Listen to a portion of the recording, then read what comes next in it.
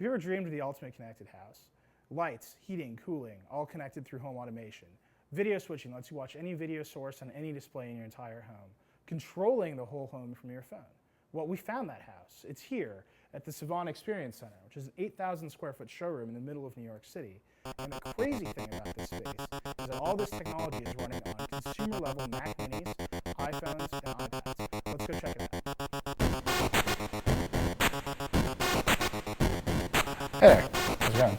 So hey guys, I'm here with Bob Madonna, who is the founder and CEO of Savant. Yeah, Savant's in the business of building and selling home automation and control systems. We actually teamed up with a guy named Tom Felicia, and he did a fantastic job designing this space so that the technology blends in with the apartment.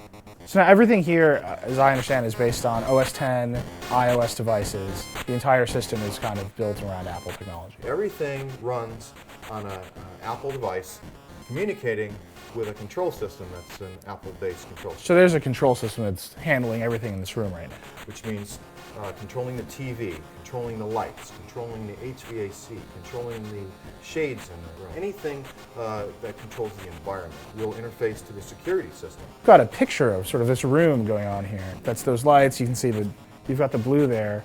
And now you can control this room just by interacting with this picture. Right, so let's say I want to turn this light on and off. I just touch it in the picture, and you notice it went off in the picture. We use the power of the GPU and the iPad to simulate the light turning on. So for this lamp, I only had to take 2 photographs. One with the light off, and one with the light on. Mm-hmm. And then even, not just for on and off, but if I press and hold the light, a little dim switch appears, if you notice. I can dim the light. And I dim the light also. And again, the software in the iPad dims the light on and off. We switch all types of video sources through our video switch here. Let's connect to the living room. And I switch to the living room. So I don't know if you guys saw that. We should demo that again. That is about the fastest HDMI switching I've actually seen. So you're doing the HDMI handshake. That's correct. He's hitting the button now, and it's switched. And I can't do that with my receiver at home. You can control everything here with an iPhone, with an iPod Touch, with an iPad, with a remote. But what this is missing is the tactical button. Right. So if you could take the combination of this and the iTouch, you'd have the perfect remote. We've seen renders of your concepts. Right. Early next year we'll be shipping, but we can also control it from the coffee table. This coffee table is ridiculous.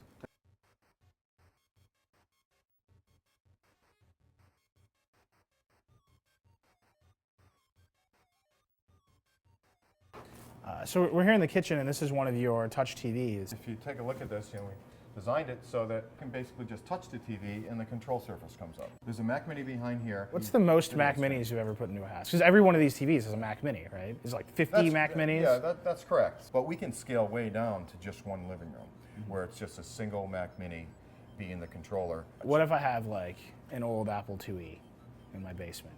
Will that work? No, that will not work. It seems like the Mac Mini makes things expensive on the control end. The display end has gotten way cheaper because of the iPad, That's right? Correct.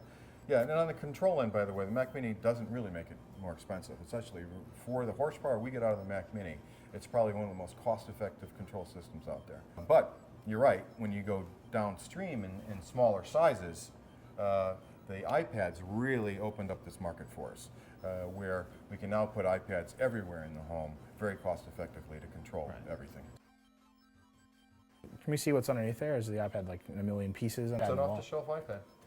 That is like taking the skin off a Terminator. If somebody should rip it off the wall or steal it, it would be alarmed back to the system and you could be emailed. So here we are in the bedroom of the future here. I really want to focus on this ridiculous closet door. We do a lot with digital art. I can basically put it in TV mode and turn on a television or turn on 2 TVs. So these are projectors back here. Yeah, rear projection. You notice I can go into my closet. Basically, can tell the system to go out and read me an RSS feed. In this case, I'm going to tell the system to go out and read me the Wall Street Journal. Would you like to come into the shower with me? I suppose I would, but only because there's technology in here. So if you So notice, General Motors is Whoa. increasing the size of its initial public offering by 30%. Let me ask you a question. Is this useful or terrifying? I think it's very useful because I like to listen to the Wall Street Journal as I'm showering. You should listen to Engadget, by the way. The Wall Street Journal is it's nice, but it's no Engadget. So it's just reading RSS to you, and you can have it. That's You right. can spit any feed into it you want. Right, that's correct. It's another rear projector in the This is bathroom. happening back And here. it's, I wouldn't let people go to the bathroom in here. There's far too much technology happening.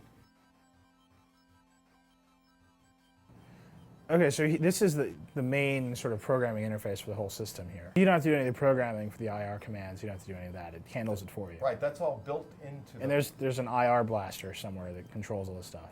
Do you have any weapons? No, Missile systems? I have no weapons. This is stock OS 10 that you're running with Automator, right? So That's correct. And This these is are just nothing- your actions that you've put into the Exactly. system. These are custom actions that we've developed. So the app on the iPad is like you were saying, it's like a shell. Yeah, And so you're basically- basically sending this stuff into the shell. So basically, the PBX's software that runs on our control system is a full PBX stack that runs on a Mac Mini that then communicates to all the iPads or iTouches that are full-blown telephones. I'm going to call the hotel room. I can pick up. Hello. How may I help you? Now, normally you would have this in another room. Normally you'd be talking to somebody else, not, Right. not yourself. Exactly. So now we're here in the sports bar. So this is sort of the last of the big rooms here at the Experience Center. There's TVs everywhere. We're focused on this guy. This is our new touch TV. Here's the newer interface with swipe control, gesture control. It gives me a preview, and I also decide, okay, I want to send that to the sports bar TVs. I basically can just quickly switch it up to the TV. And so you're saying I definitely need to be a professional athlete to afford all this. This is more of the higher end home that puts in sports bars. That's correct. Oil But many of the tycoon. features that you see, the same features you get on the small system you get on the large system. Well, thank you very much, Bob. It's good to have you.